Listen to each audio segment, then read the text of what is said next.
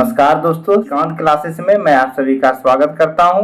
दोस्तों, आज के इस वीडियो में हम सभी 10वीं कक्षा के संस्कृत पुस्तक का चौथा अध्याय जिसका नाम है संस्कृत साहित्य लेखिका पाठ का प्रश्न उत्तर करने वाले हैं। इस वीडियो में हम सभी संस्कृत साहित्य लेखिका पाठ के वैसे प्रश्न उत्तर को सीखेंगे जो कभी न कभी बोर्ड परीक्षा में पूछे गए हैं और आगे भी एग्जाम में पूछे जाने वाले हैं। तो आप वीडियो में अंत तक बने रहें और अगर कहीं भी समझने में कठिनाई हो तो कमेंट बॉक्स में जरूर बताएं। दोस्तों, आज का सबसे पहला प्रश्न है कि आधुनिक काल की किन्हीं 3 संस्कृत लेखिकाओं के नाम लिखें।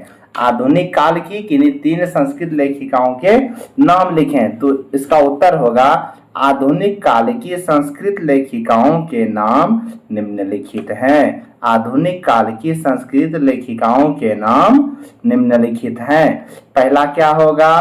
पंडिता क्षमा राव, दूसरा पुष्पा दीक्षित, तीसरा मिथिलेश कुमारी इत्यादि और भी कई नाम है। लेकिन क्वेश्चन में क्या कह रहा है कि 3 संस्कृत लेखिकाओं के नाम लिखें, इसलिए पहला क्या लिखेंगे? पंडिता क्षमा राव, दूसरा पुष्पा दीक्षित, तीसरा मिथिलेश कुमारी इत्यादि। अब आइए हम लोग देखते हैं दूसरा प्रश्न। दूसरा प्रश्न क्या है दोस्तों? दूसरा प्रश्न है कि पंडिता क्षमा राव की प्रमुख कृतियों के नाम लिखें।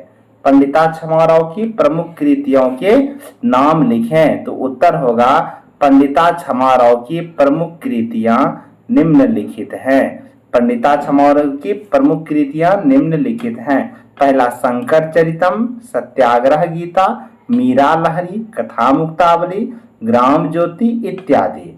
पंडिता क्षमा राव की प्रमुख कृतियां कौन कौन सी है जो उन्होंने लिखी है? शंकर चरितम, सत्याग्रह गीता, मीरा लहरी, कथा मुक्तावली, विचित्र परिषद यात्रा, ग्राम ज्योति इत्यादि।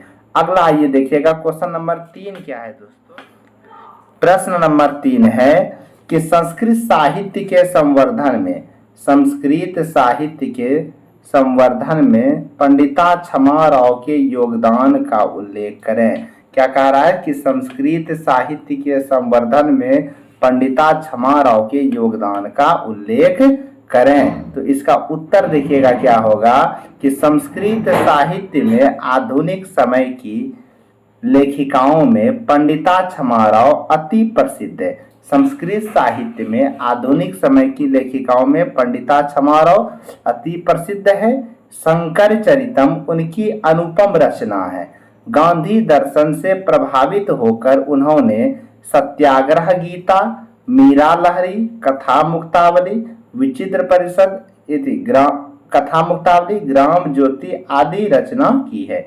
एक बार फिर से समझ लीजिए क्वेश्चन क्या है कि संस्कृत साहित्य के संवर्धन में पंडिता क्षमा राव के योगदान का उल्लेख करें। तो उत्तर क्या होगा? संस्कृत साहित्य में आधुनिक समय की लेखिकाओं में पंडिता क्षमा राव अति प्रसिद्ध है। शंकर चरितम उनकी अनुपम रचना है। गांधी दर्शन से प्रभावित होकर उन्होंने सत्याग्रह गीता, मीरा लहरी, कथा मुक्तावली, ग्राम ज्योति आदि रचना की है।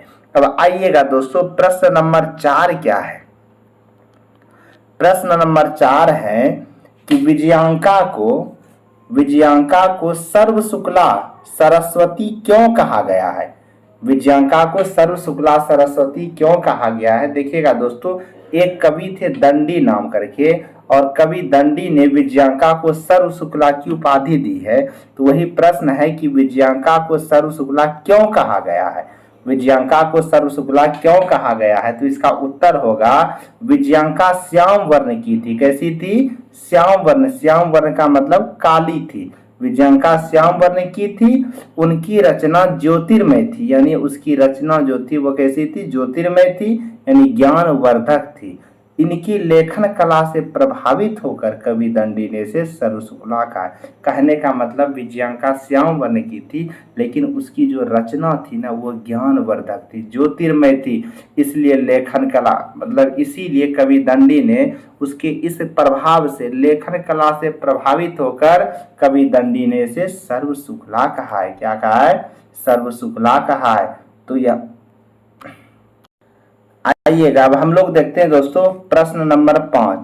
प्रश्न नंबर 5 क्या कहता है प्रश्न नंबर 5 क्या कहता है कि विजयांका की विशेषताओं का वर्णन करें। विजयांका कौन थी, इसकी विशेषताओं का वर्णन करें। विजयांका की विशेषताओं का वर्णन करें। विजयांका जो थी दोस्तों एक क्या थी, संस्कृत की लेखिका थी, उसी की विशेषताओं का वर्णन करने को कहा जा रहा है। तो इसका उत्तर होगा विजयांका लौकिक संस्कृत साहित्य में प्रथम कल्पा थी। विजयांका लौकिक संस्कृत साहित्य में प्रथम कल्पा थी। वह श्याम वर्ण की थी। कैसी थी, काली थी। वह श्याम वर्ण की थी, परंतु उनकी रचना ज्योतिर्मय थी। कैसी थी, ज्योतिर्मय थी। विजयांका की लेखन कला से प्रभावित होकर दंडी ने, कवि दंडी ने इन्हें सर्व शुक्ला सरस्वती कहा है। क्या कहा है, सर्व शुक्ला सरस्वती कहा है। वह चालुक्य वंशीय राजा चंद्रादित्य की रानी थी। देखिएगा विजयांका का हिंदी क्या था, चंद्रादित्य। कहा जाता है कि चालुक्य वंशस्य राजा चंद्रादित्य रागी विजय भट्टारिका एवं विजयांका इति बहवो मन्यते।